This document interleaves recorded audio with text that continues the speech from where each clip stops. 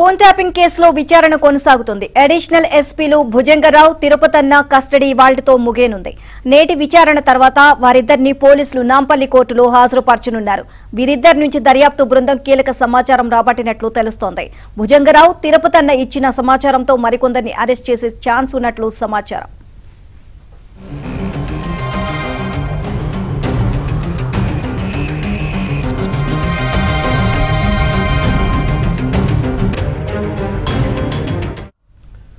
ఇక రాధాకిషన్ రావు కస్టడీపై నేడు నాంపల్లి కోర్టులో విచారణ జరగనుంది. రాధాకిషన్ రావును 10 రోజుల కస్టడీకి కోరుతూ పోలీసులు పిటిషన్ కూడా వేశారు. మరోవైపు ప్రణీత్ రావు బెయిల్ పిటిషన్ పైన ఇవాళ్లే విచారణ జరగనుంది.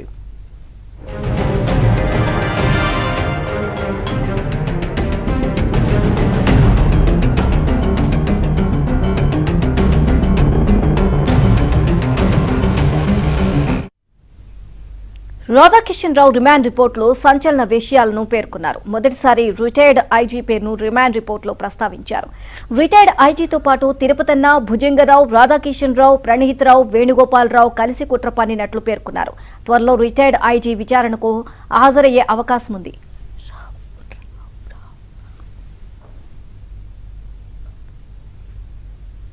రైట్, ఇక ఫోన్ ట్యాపింగ్ కి సంబంధించి తెలంగాణలో ఇక ఎంక్వైరీలు కొనసాగుతున్న పరిస్థితి కనిపిస్తోంది. పూర్తిగా ఇటు ఏదైతే అమెరికాలో ఉన్నటువంటి ప్రభాకర్ రావు ఇండియాకు వచ్చి పోలీసుల దగ్గర వాంగ్మూలం ఇస్తే ఒక క్లారిటీ వచ్చే అవకాశాలు అయితే కనిపిస్తున్నట్టుగా తెలుస్తోంది. అదేవిధంగా ప్రణీత్ రావు కూడా అప్రూవర్ గా మారే అవకాశాలు ఉన్నట్టుగా తెలుస్తా ఉంది. నేపథ్యంలో పూర్తిగా ఒక తీగ లాగితే డొంక కదిలినట్టుగా పెద్ద రాజకీయ నాయకుల మెడకు ఈ ఉచ్చు చిక్కుకునే పరిస్థితి అయితే కనిపిస్తా ఉంది. వాళ్ళందరూ బయటకు వచ్చే అవకాశాలు అయితే దీంట్లో కనిపిస్తా ఉంది. ఒక ఇద్దరు మాజీ మంత్రులు దీంట్లో ఉన్నట్టుగా కూడా తెలుస్తోంది. ఒక ఎంపీ అభ్యర్థి కూడా దీంట్లో ఉన్నట్టుగా తెలుస్తోంది.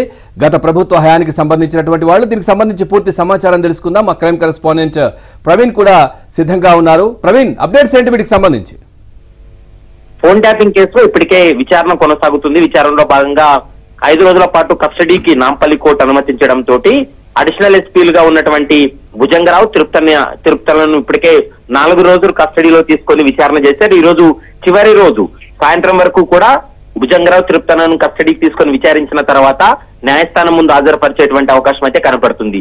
వీరిచ్చినటువంటి సమాచారం ఆధారంగా పలువురు ఎస్ఐబి అధికారులు కూడా విచారించేటువంటి అవకాశం అయితే కనపడుతుంది. మరోవైపు టాస్క్ ఫోర్స్ మాజీ డీజీపీ రాధాకిషన్ రావు రిమాండ్ రిపోర్ట్ లో కూడా సంచలన విషయాలు వెలుగులోకి వచ్చాయి.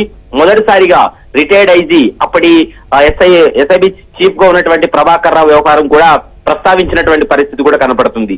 కాబట్టి ఇప్పటి వరకు కేవలం అధికారులు మాత్రమే విచారణ జరిపారు. అధికారుల విచారణ తర్వాత పొలిటికల్ లీడర్స్, ముఖ్యంగా అప్పటి బీఆర్ఎస్ కు సంబంధించినటువంటి నేతలు ఎవరు ఆదేశాలు ఇస్తే వీళ్ళు ఈ ఫోన్ ట్యాపులు చేసి ఫోన్ రికార్డింగ్స్ విన్నారనేటువంటి అంశానికి సంబంధించి ఒక అంచనాకు రావడం జరిగింది. ప్రభాకర్ రావు విచారణ తర్వాత 2 మాజీ మంత్రులు, ఒక ఎమ్మెల్యే, ఒక ఎమ్మెల్సీ, ఒక ఎంపీకి నోటీసులు జారీ చేసి విచారణ చేయాలనేది ప్రస్తుతం దర్యాప్తు బృందం కూడా భావిస్తూ ఉంది.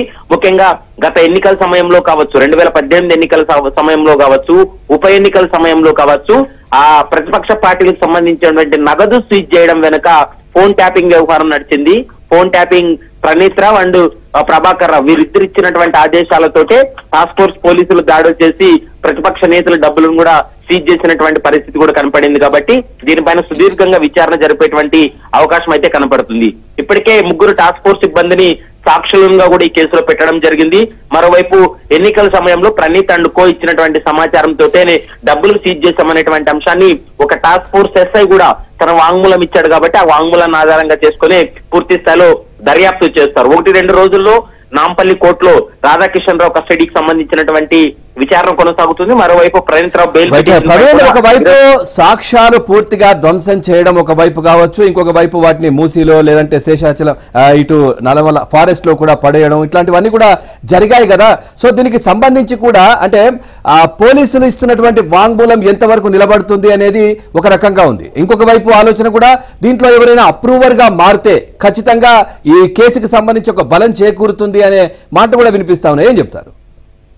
తెలంగాణలో మొట్టమొదటిసారిగా టెలిగ్రాఫ్ యాక్ట్ అనేది పెట్టబోతున్నారు. ఇప్పటికే టెలిగ్రాఫ్ యాక్ట్ ను మెమో వీరిపైన ప్రయోగించేందుకు నాంపల్లి కోర్టులో ఒక మెమో దాఖలు చేశారు. ఆ మెమో పైన నాంపల్లి కోర్టు నిర్ణయం తీసుకోవాలి. టెలిగ్రాఫ్ యాక్ట్ నమోదు చేయాలంటే బలమైనటువంటి సాక్ష్యాధారాలు ఉండాలి. మీరు అన్నట్లుగా ఖచ్చితంగా వాటిని నిరూపణ చేయాల్సినటువంటి అవసరం ఉంటుంది.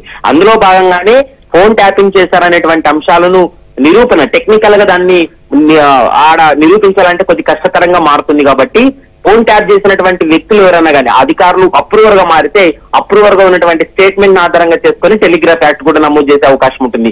కేవలం పోలీసులకు స్టేట్మెంట్ ఇస్తే కాదు, న్యాయస్థానం ముందు న్యాయమూర్తి ముందు అప్రూవర్ గా మారినటువంటి వ్యక్తి మేము ఈ ఉద్దేశంతో ఈ ఫోన్ ట్యాప్ చేశామనేది అతను స్టేట్మెంట్ ఇచ్చినట్లయితే ఖచ్చితంగా నిందితుల పైన టెలిగ్రాఫ్ యాక్ట్ చట్టాన్ని కూడా ప్రయోగించేటువంటి అవకాశం ఉంటుంది. మరి ఈ కేసులో ఇప్పటి వరకు టెలిగ్రాఫ్ యాక్ట్ చట్టంలో ఎలా ముందుకెళ్లారు, జడ్జిమెంట్లు ఏమున్నాయంటే ఏమీ లేవు. కాబట్టి మొట్టమొదటిసారిగా జడ్జిమెంట్ ఎలా ఉండబోతుంది, టెలిగ్రాఫ్ యాక్ట్ మెమో దాఖలు చేసిన తర్వాత కోర్టు ఎలాంటి నిర్ణయం తీసుకోబోతుంది అనేది మాత్రం మనం ఒక 1 వీక్ లోనే చూసేటువంటి అవకాశం